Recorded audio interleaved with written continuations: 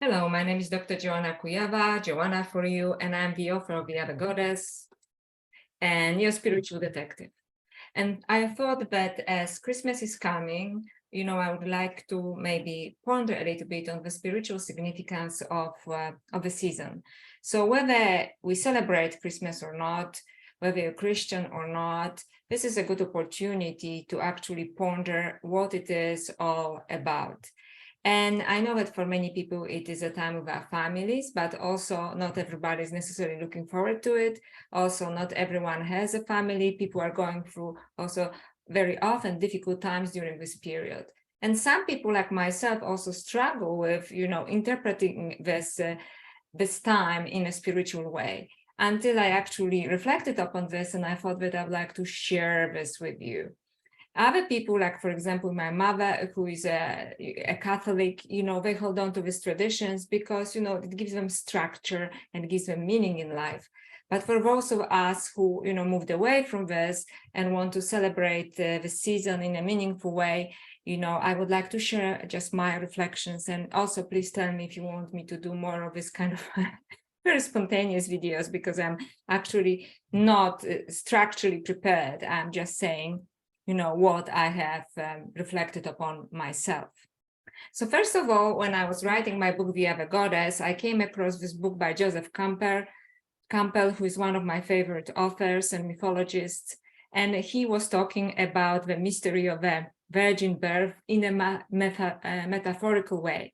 So basically, not that actually a virgin gave a birth to a great being, although it may be possible, I'm not going there, but rather that it symbolizes the birth of higher consciousness. It symbolizes the birth of higher consciousness within us. And this is all that matters as far as I am concerned.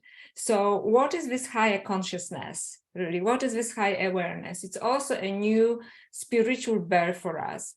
So we are first born physically, and then we go through our turbulations and adventures, I like to call it in life, ups and downs, which is an adventure of life. And then we awake. We have a moment of awakening, whether it is a formal initiation or it's a slow process or sudden spontaneous process, we awake. However, the mystery of awakening is like the best thing that can happen in your life, even if it usually turns your life upside down. And I talk about it quite often in my book and in other interviews, but it is supposed to do so. And it is also important to remember, and it makes us also humble, that there are many awakenings throughout our lives. So it's not like we awaken and then we have it. There are very few great beings who, had an awakening and were fully actualized. Most of us are not. Well, I am not, and I'm going through what one teacher said, a series of enlightenment, so to speak, or awakenings. It's an unending process. It's like a staircase to heaven, so to speak, which is your higher consciousness. And with every challenging situation, we can ask ourselves the question, what am I going to learn from this? What am I supposed to learn from this, rather than, complaining and going into victimhood? This is a pathway, one of the pathways to higher consciousness. And I think that this is what the season symbolizes. Just let me check my quick notes. So can we look into some scriptural evidence for this? So it's not just Joanna's reflections or, statement by Joseph Campbell. So yes, so for example, in the Gospel of Mary Magdalene, Mary Magdalene and Jesus discuss this. So for example, when we are being asked a question, what is a sin? To my delight, they say there is no sin. There are only wrong choices. Wrong choices are the choices, not that they lead you to failure or success, because this is ego speaking, right? But wrong choices are the choices that you take or we take from our lower self, it is based usually on, our ambition, our ego, and our lower tendencies, like we want to be better than others, or we are envious of others, or very broadly, acting out of fear or acting out of jealousy. And if we make this kind of lower choices, we devolve. But if we take higher choices according to a highest nature or a higher nature, then we spiritually evolve and we awake more and more, and it's an ongoing initiation, right? So for example, instead of acting out of fear, let's act out of love, right? Instead of envy, acting out of envy, pay forward, help someone, and so on. So this is basically the teaching of the Gospel of Mary Magdalene with this respect, act out of your higher nature. And it's not only good for you, it's not only good for your spiritual evolution, it's not only good for your soul, but it's good for all of us, because we as species are going through, I would say, it's very serious crisis, the whole planet. And it is because people, we all like to focus on people in power who make lower choices from, greed and control. But what about us? Because it's pointless to blame other people. Every spiritual teacher, including Jesus, will take you to take responsibility, including Mary Magdalene. Take responsibility. Look at yourself. In this moment, you have an opportunity to make either lower or a higher choice. You can make a choice based on fear or anger, or you can make a choice based on love, for example, and forgiveness and compassion. So for example, recently, actually a few days ago, I was really frustrated about something, and frustration is really a form of anger. And, I was raging and I was writing my friends, how frustrated I am and so on. And then, I meditated and I asked for guidance, and I read parts of the Gospel of Mary Magdalene. I read parts of my own book because, sometimes you forget what you actually wrote there. And then I had this beautiful shift from frustration to compassion. And it was such a weight taken off my shoulders, just this kind of move. So sometimes this move, this shift happens internally, but sometimes you have an opportunity to act on it physically, right? So what is a regular self, which is human, and we shouldn't blame ourselves and beat ourselves up about it, would like to do in a particular situation. And instead of acting from an unusual space, let's act from a higher space.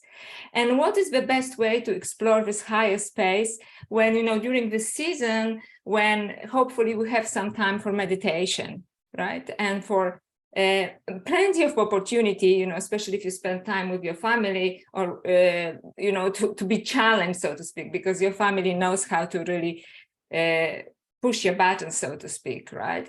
So, so if you're a family, you have opportunity to attempt to act from your higher self. And if you are going to be alone, then you have a wonderful opportunity to spend this time in reflection and in meditation. So how can we make a choice or a shift from a lower to a higher nature?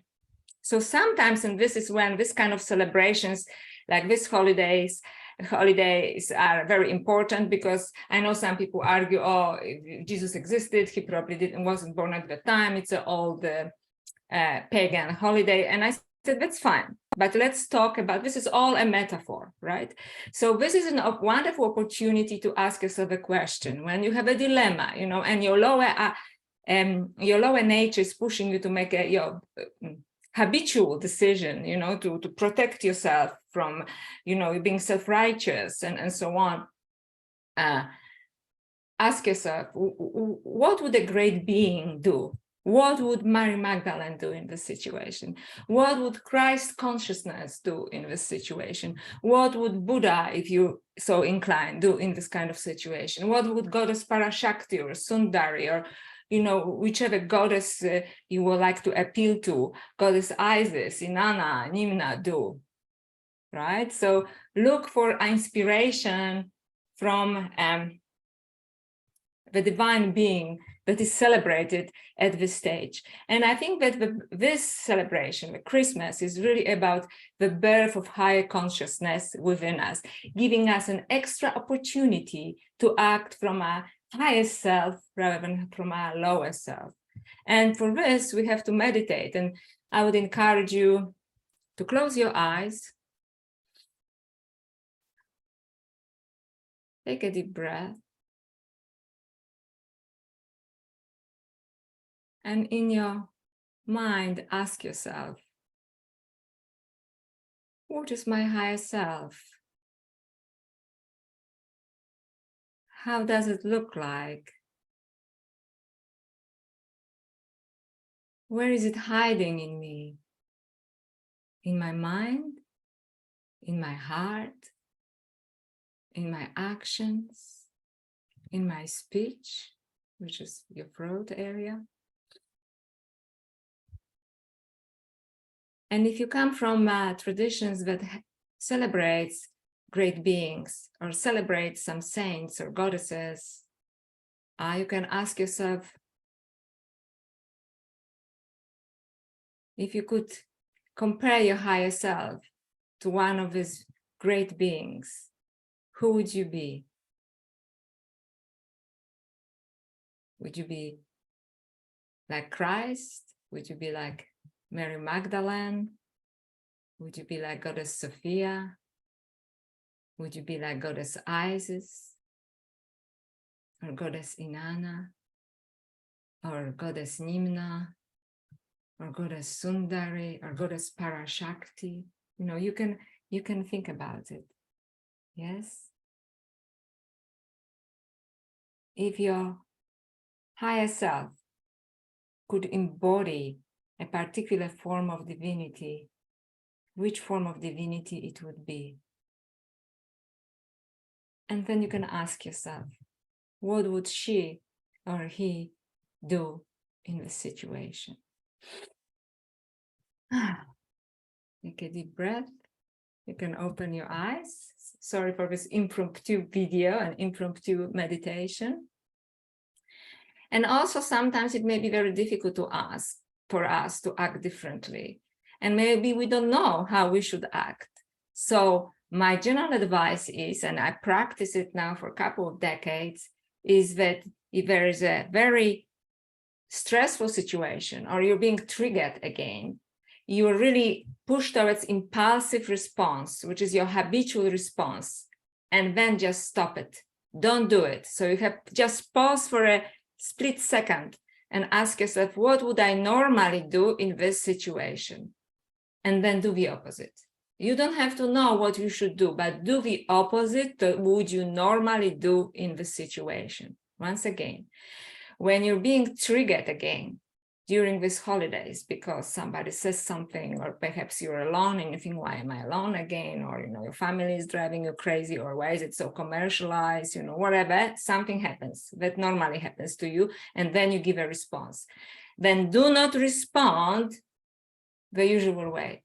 Just walk away from this and do the absolute opposite what you would normally do.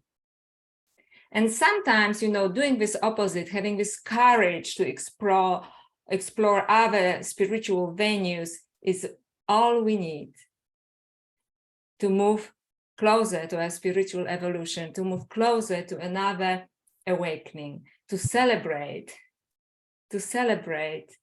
the new awakening, so to speak, and to celebrate this meditative space that hopefully, you know, we'll have time during this holiday season, because or you can meditate upon, you know, the great being that is being celebrated, two great beings, I would say, that are celebrated during this season, because all great beings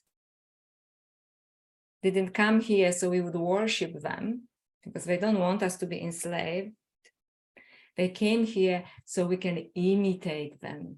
That's why I think such a useful exercise to ask yourself, what would she do? What would he do? Right? So what would Mary Magdalene do? What would Christ do? Or just do something very different that you would normally do.